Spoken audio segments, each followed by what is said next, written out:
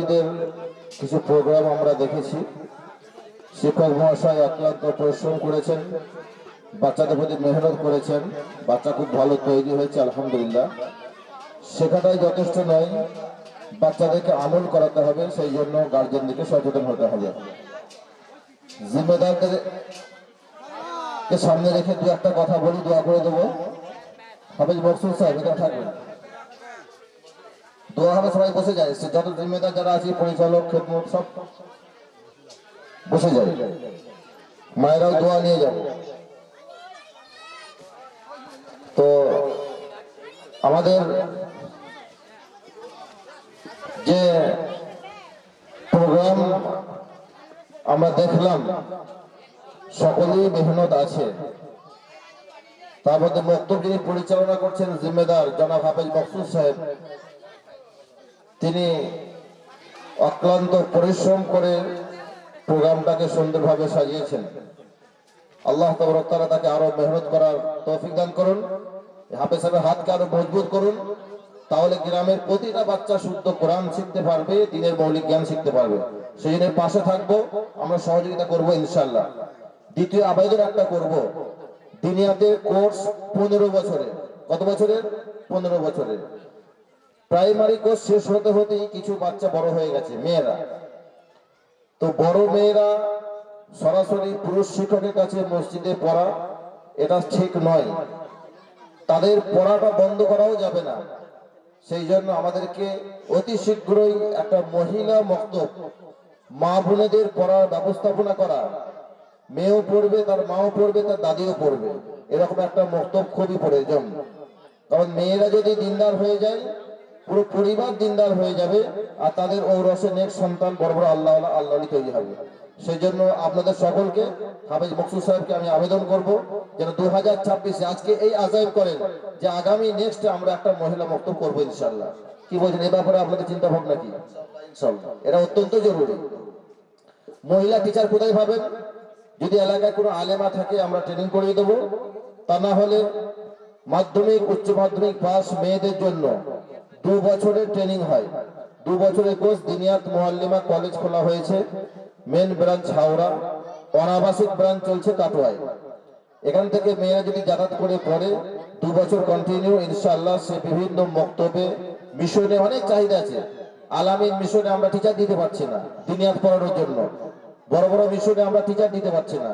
তাহলে আপনার মেয়ে একদিকে মিশনের শিক্ষিকা হয়ে যাবে, কোরআন শেখানোর সব তো পাবেই, তার দুনিয়া আখিরাত দুটোই হবে, কবরও ভালো হবে, মুআল্লিমা হবে, শিক্ষিকা হবে, সম্মান পাবে। সেই জন্য আপনাদের মেয়েদেরকে যারা উচ্চ মাধ্যমিক পড়ে ড্রপ আউট বসে আছে বা আগ্রহী যে সমস্ত বাচ্চারা আছে, 2 বছরের জন্য আমাদেরকে দেন, আমরা ইনশাআল্লাহ তৈরি করে দেবো।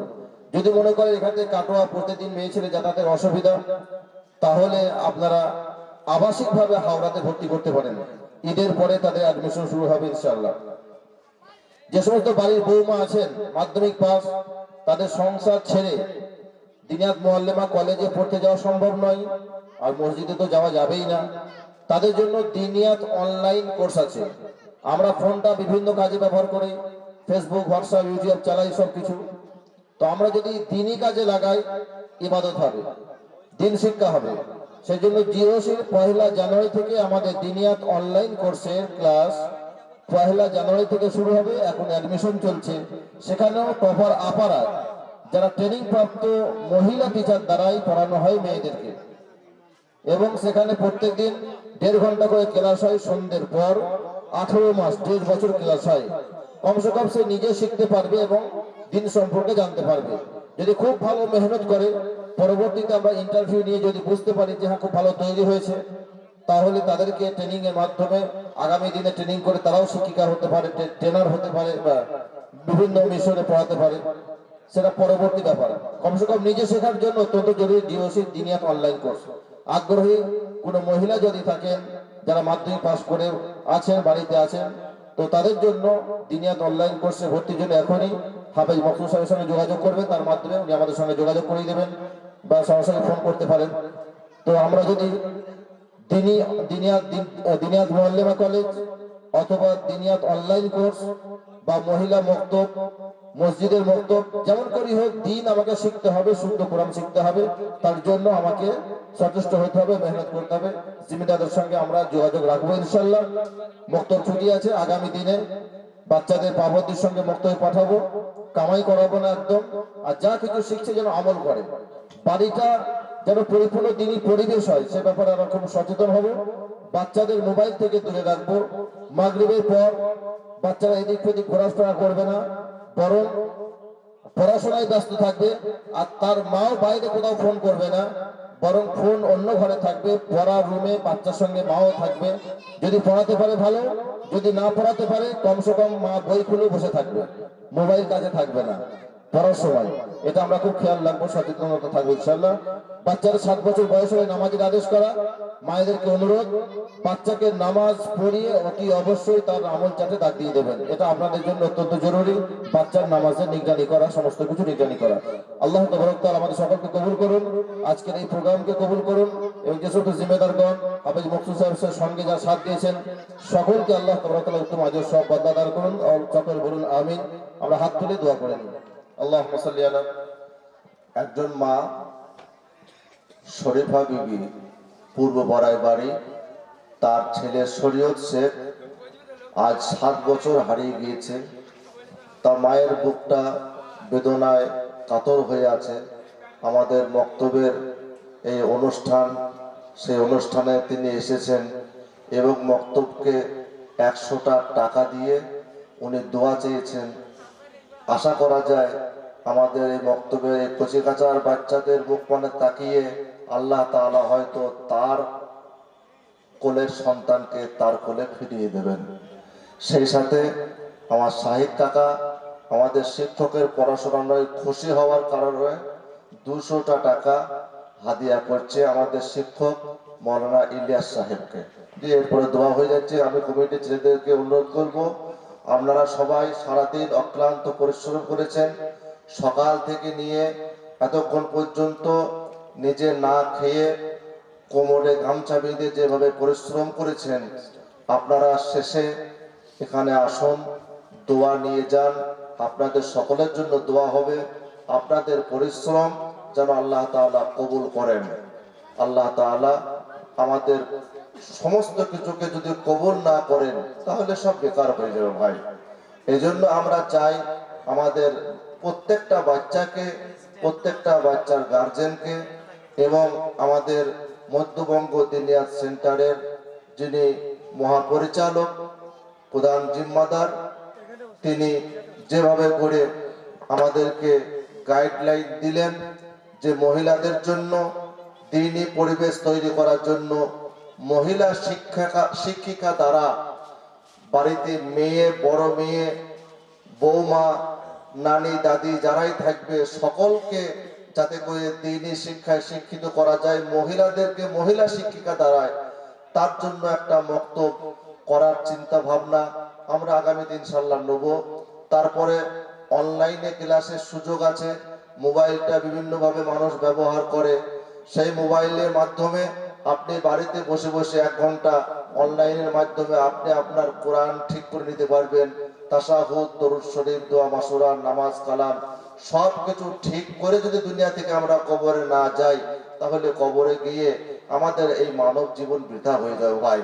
এই জন্য মানব জীবনকে সফল করতে আমাদের এই দুনিয়া থেকে কিছু সামান, কিছু নেক আমল, শুদ্ধ আমল নিয়ে আমাদেরকে কবরে যেতে হবে। কারণ আমরা সবাই কবরের পথযাত্রী। তাই আমাদের সকলকে যখন কবরে যেতেই হবে, কবরে যাওয়ার আগে আমরা এই অনুষ্ঠান থেকে সকলে অঙ্গীকারবদ্ধ হই যে আমরা আগামীতে 5 ওয়াক্ত নামাজ জামাতের সাথে পড়ব, মা বোনেরা পর্দার সঙ্গে থাকবো। আপনারা খেয়াল করুন, আপনার বাচ্চা মেয়েটা যেভাবে বোরখা পরে বক্তব্যে যাচ্ছে, বক্তব্য থেকে আসছে, আপনি তার মা, আপনার একটু শরম হওয়া দরকার যে আপনার মেয়ে বোরখা পরছে, শরম করছে না, লজ্জা করছে না, আর আপনি আপনার কিনা গায়ে চাদর নাই, আপনি আপনার ঠিক মতো কাপড় লেবাস ঠিক নাই, আপনি কিভাবে ঠিকভাবে কাপড়টা না পরে বরযাত্রীতে চলে যাচ্ছেন, বিভিন্ন মানুষ মরলে সেখানে চলে যাচ্ছেন, নিজের রূপ সৌন্দর্যকে প্রদর্শন করতে চলে যাচ্ছেন। এটা আপনার মেয়েকে দেখে আপনার তো কমসে কম শেখা উচিত। এদিকটা আমরা খেয়াল রাখবো। আমরা চাইবো প্রত্যেকটা মা এবং বোনেরা তারা পর্দানাসীন হোক, দিনদার হোক এবং দুনিয়া থেকে নেক আমল নিয়ে কবরের জিন্দেগিতে তারা সুখের জীবন কাটাক। এবং আমাদের যত মানুষ কবরে শুয়ে আছেন তাদের জন্য আমরা দোয়া করব, আল্লাহ তাআলা যেন তাদের কবরগুলোকে জান্নাতের বাগান বানিয়ে দেন।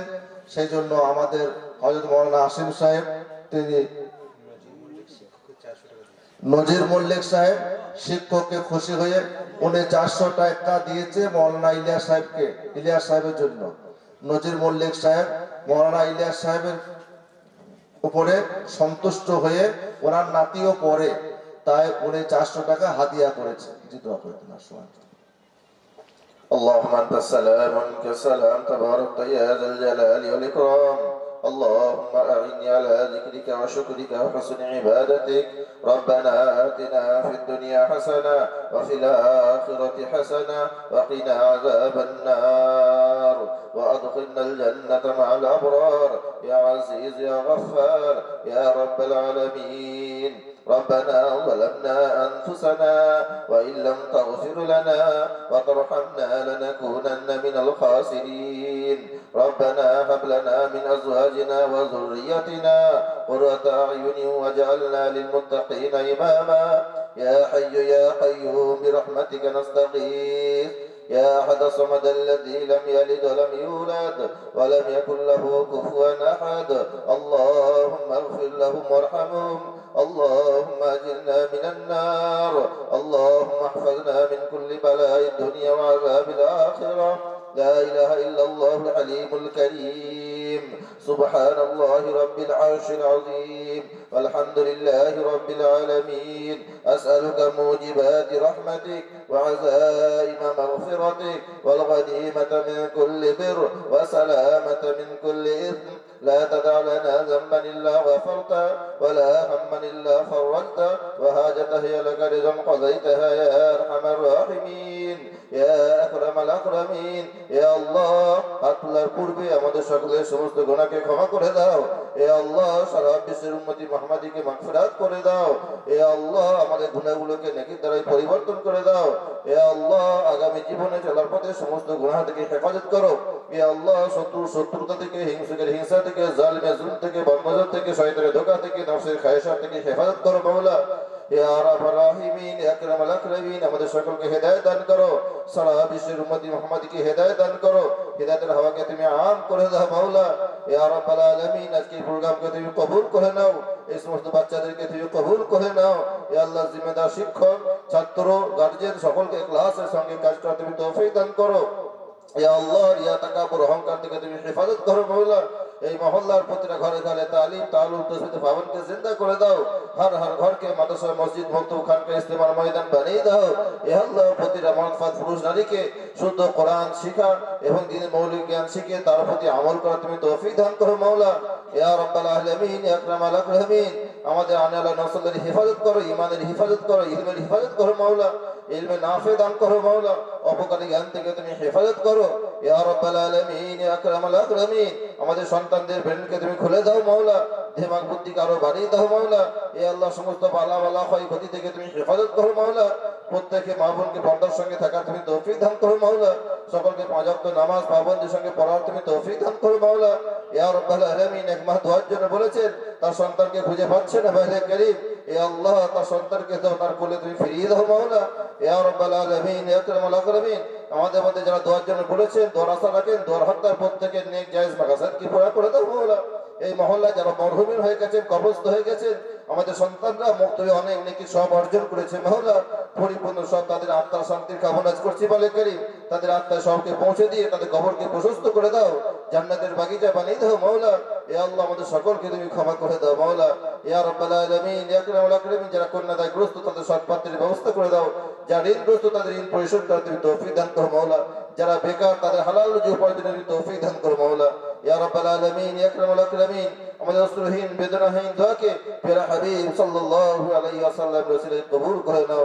সাল্লাল্লাহু তাআলা আলা খায়রি খালকি মুহাম্মাদিন ওয়া আলা আলিহি ওয়া সাহবিহি আজমাইন। আমিন সুম্মা আমিন বিরহমাতিকা ইয়া আরহামার রাহিমিন।